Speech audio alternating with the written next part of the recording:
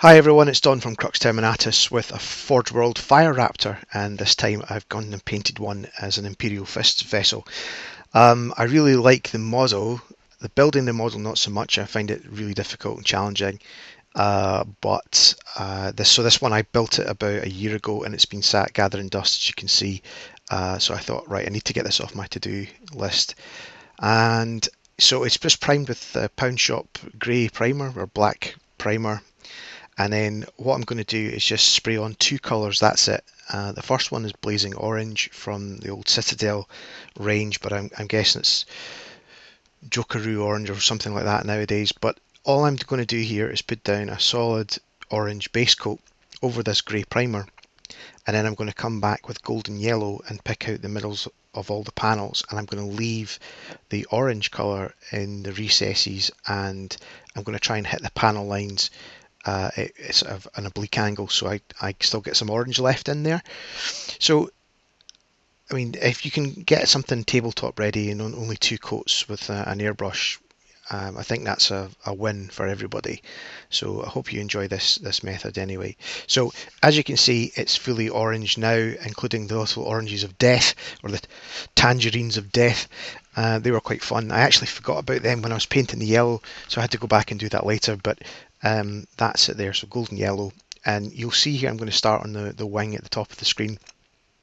And all I'm going to do is really quite carefully and very strategically place the paint. I'm not going to just spray it nuts all over the place. I'm going to try and work alongside the panel line, and you'll see as it goes on, it looks a bit odd. It looks almost like a green colour when it goes on. I think that's just the lights in the studio, if I'm honest.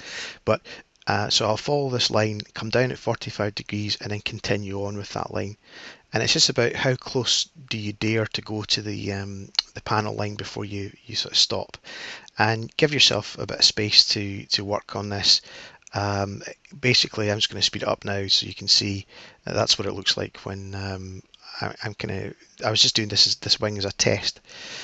But then I swap onto the other side, and I sort of work inwards from the outside. I work towards the middle. No other real reason than I like to make sure that what I've done on one side, I do the same on the other. Because if I was painting it all over randomly, I might forget bits or do something a different way. But you'll see there that the orange outline that sits underneath the yellow looks really quite effective. It gives you a bit of depth. It also might give you a little bit of weathering, that type of thing. And it's very common for aircraft modelers to use that sort of pre-shading technique. So in go the oranges of death. I do come back and tidy them up a little bit. And here, just because it's so rare for me to actually use a paintbrush, I thought you'd like to see that I do own some. This one being a big flat one. And I decided that the yellow, whilst it looked really cool, it would really benefit from getting broken up a bit. So I pick out some of the panels in black. So I do the one at the front, and I'm going to stick a decal on that.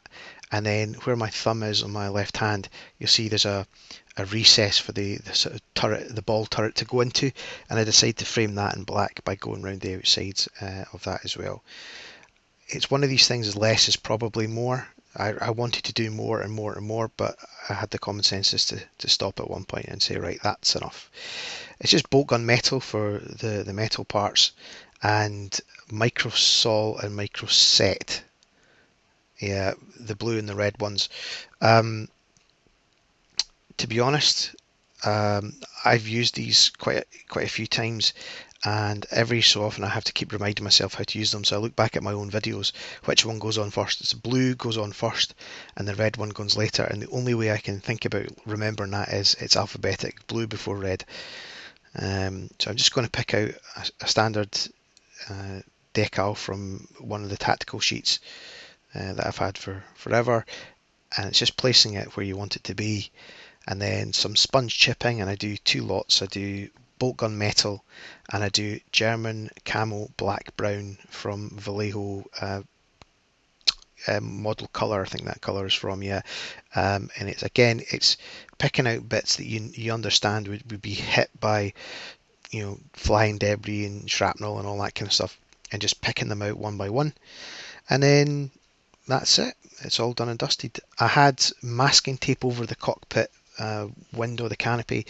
I decided to paint that green because when you saw it and it was see-through, just plain, it actually looked a bit underwhelming. So I went back in and with Tamiya clear green, I just painted over the cockpit glass there, and I did the ball turrets in the same way. Some other little bits and bobs, like I've picked out the red and green navigation lights in the right style. So red port left, if you're ever wondering, right green starboard. And I like the model. I think it's pretty cool. Um, is it going to get used? Well, this one's going to get used in games. Put some sort of afterburner glow on the back as well. If I did it again, I'd do that blue just to contrast the yellow a bit more. But I'm quite happy with it, and I hope you are too. If you've got any questions, whatever, please let me know, and I'll do my best to answer them. Thanks very much for watching, guys. And if you'd like to comment, like, and subscribe, that would be fantastic. Thanks very much. Cheers. Bye bye.